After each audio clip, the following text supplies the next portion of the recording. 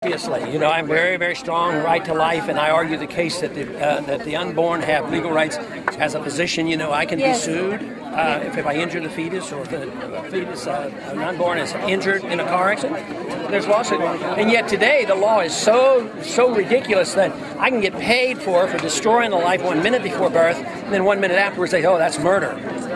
I mean, that has to be resolved. That is so inconsistent. And how would you resolve that, or what would your position be to resolve My position would, I would like to return it to prior Roe versus Wade. I want to repeal and get rid of Roe versus Wade, but I'm too impatient to wait to reappoint the judges that will do it.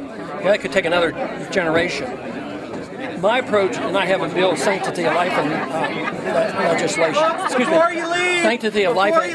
If you want to be involved in either door-to-door work, or we're going to do mailings, a lot of the stuff will be done right here in this office. We'll be doing a lot of field work. We'll be doing work in this office. Anything that's legal, ethical, and moral, we'll be doing to get Dr. Paul a victory in New Hampshire. Sign The Sanctity of Life Act would say that we pass a law by majority vote and the president would sign it, that no pro-life law passed in the state of New Hampshire could ever go to the federal court and be ruled unconstitutional. Okay. So it would repeal Roe versus Wade without waiting for the judges to do it or a constitutional amendment. It is the quickest way to do it and the easiest, and we should have done it a long time ago.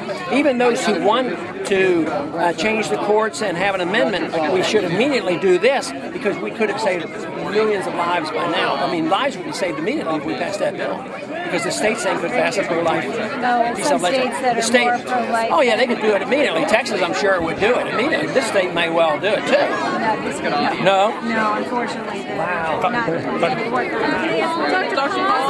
rape and incest and other circumstances go. How do you feel about that? Well, I have my personal opinion, but legally, I would say the states would sort that out, because I think if somebody's been raped and it's within 24 hours, some states would certainly permit some type of a day after pill. That to me is a lot different than if you have a chemical and a legal definition of pregnancy.